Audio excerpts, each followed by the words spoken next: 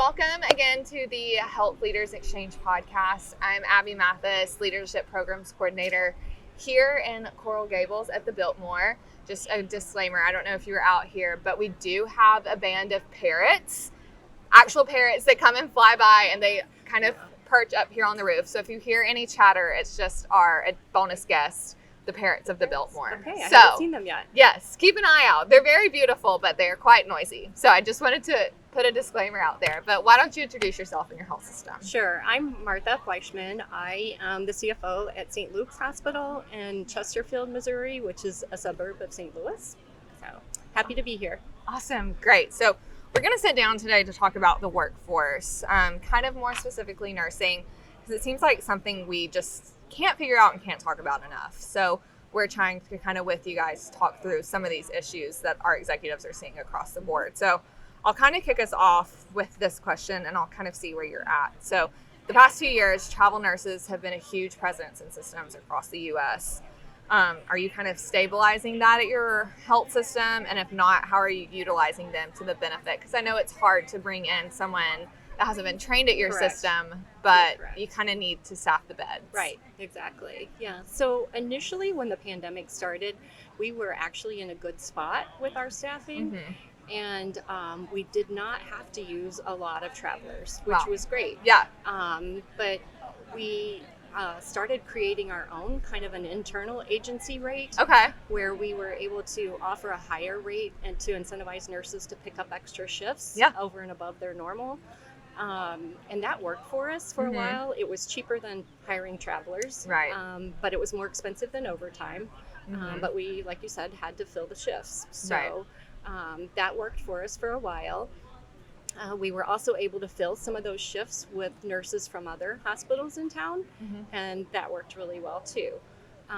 Of course, nobody could predict how long the pandemic was going to last, and people got burnout, and it started being less enticing for them to take those shifts. So we're actually using more travelers now than we did at the beginning of the pandemic. Yeah. And they've expanded to areas beyond the bedside nursing, like into our ORs and other specialty areas. So I feel like that's kind of an interesting shift we're going to start seeing into like 2023, 2024. It's not just the bedside. Right. Now, other areas of nursing are starting to get affected. So how do we strategically kind of fill those roles as well? Exactly. People just got burned out. And you've heard it from so many people. People that were further along in their career just decided to retire. So they didn't have to deal with it. And so we've always known there was going to be a bit of a nursing shortage, and it's here. Yeah, and here it is. So kind of on that same token, you were talking about wages, and yes, they are very important, but we're starting to hear of other ways our executives are kind of diversifying, maybe, if that's the right word, keeping your nurses on board. How are you doing that? Are you doing that? We're hearing like flex hours, different benefits. Right. Are you doing anything like that at your system? We are. So we do have very flexible hours. We have weekend option shifts that are appealing to some people, especially people that have smaller children, because one spouse can work on the weekends while the other one's home, and vice versa. We use an app for scheduling that kind of pushes out to everybody what shifts are open and what the going rate is for that shift. And so that's a little bit of transparency there. If this is kind of the bonus that you get if you pick up this one. Exactly. And people are able to go on that app and look and see what's available, and if they're not doing anything, pick up an extra shift for extra money. So that has helped. But we focus a lot on culture and just staff recognition and things like that, so that people will still be engaged, because it's not always all about the money. Right.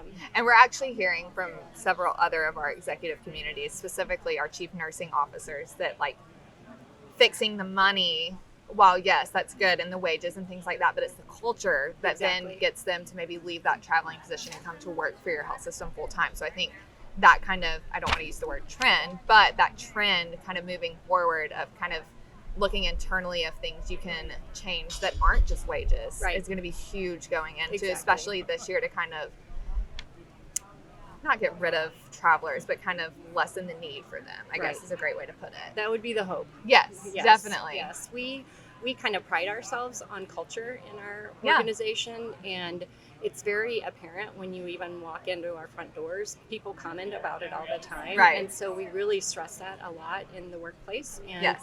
we're kind of a family type atmosphere. Provide all the great quality of patient care and things like that too that you would get down the street at some of the other hospitals. So it's been appealing, and of course we have been able to retain some agency staff.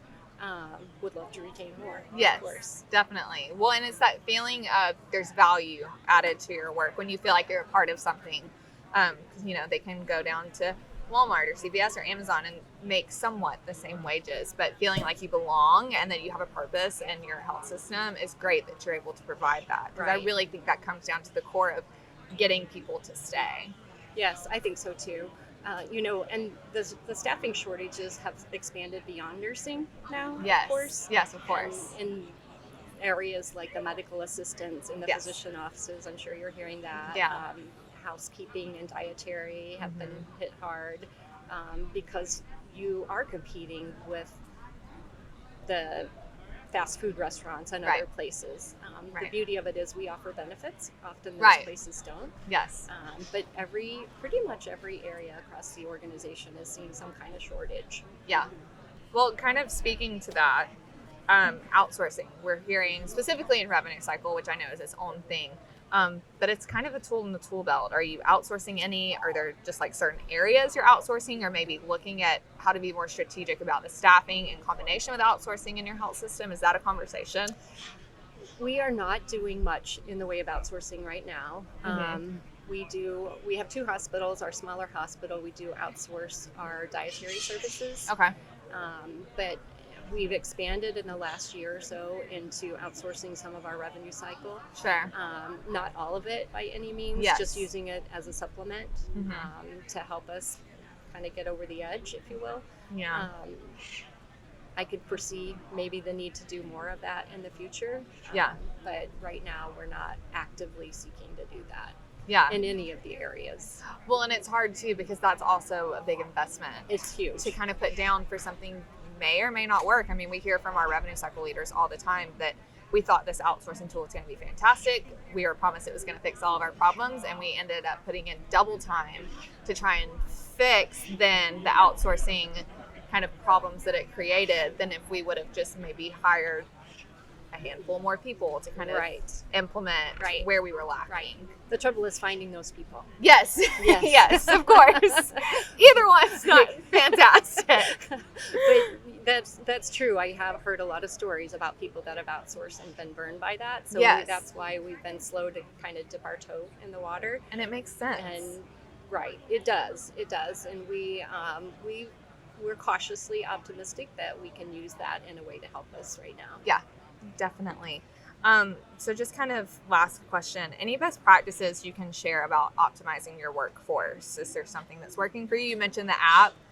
Is there any more kind of tools like that in other areas that you're using, or some strategy that's kind of helping in that area? I think one of the things that we've done, and I don't hear much, so I don't know if others are doing this too, but we created some contract nursing positions. Okay. Which they're, again, cheaper than an agency rate, an external agency rate, higher than an internal staff rate, but we put them under contract for about 13 weeks, and they're lined up to take so many shifts, and they get benefits with that in terms of time off, and they also help cover weekends and nights and things like that. So that's been pretty successful for us, just to know that we have that staff committed and at least for 13 weeks. Yes, and some of those contracts have renewed. Okay. So I think that's something that we're doing. That is interesting. I don't know if I've heard of any. I've heard of variations. Some of the systems that are doing, but it's just kind of like blocking, because that almost, I feel like, would help them kind of see the culture and maybe want them to extend as they learn that system and learn the processes of whatever floor they're on or whatever. 13 weeks is a fair amount of time. So once you learn that process, not wanting to learn a new one at a new system, or you start to build, work friends even. You start to learn and kind of mesh with the people that you work with and not wanting to leave that. I'm sure that's been as successful as it can be I think it has helped us. I think it's interesting. I'm waiting for the agency kind of newness to wear off. Yeah. Because I think eventually people will be tired of traveling and hopping around from place to place. Yeah, well, and I hopeful, think there's I a lot guess. of misinformation out there, especially to new nurses. And I don't know if this particularly goes with this conversation, but I've had friends that go into nursing school and they're like, I'm doing it to travel. And what I tell them is well, what that travel agency, when they're recruiting you, is not telling you is they get the percentage. You work all of the kind of second-ish shifts that no one wants, that you have to fill. So you don't really get the time to, like, you're in Miami, for example, you don't get that time to spend in the city and enjoy it. You're working the entire time. And, I mean, you're not learning anymore to be a nurse, but you're not learning a system. There's no kind of home base for you. And I think there's a lot of misinformation. There's no engagement. There's no engagement. That's a perfect way to put it. Of what, we hear, especially from our nurse leaders, that nurses is a calling. So you almost lose that when you go into an agency. That's what I think. I think there is kind of, especially coming up, I mean, we're hearing from our executives, especially at the end of last year and kind of coming into this year, we're not paying that anymore. It's going to be hard in the first couple of weeks, but we've put our foot down and we're not doing it anymore. So I think there's going to be a pop, essentially, of the bubble of everyone going to these agencies. That's what I think. I'm ready for that to happen. Yes, we're all I'm anxiously waiting. Yes, definitely. Well, thank you for sharing some insights on workforce. Again, Of course. more conversations like this at our CEO Exchange. We have another one coming up in August. All of the information will be in the description below, and we look forward to seeing you next time. Thanks so much. Thank you. Thank you. Woo! Woohoo!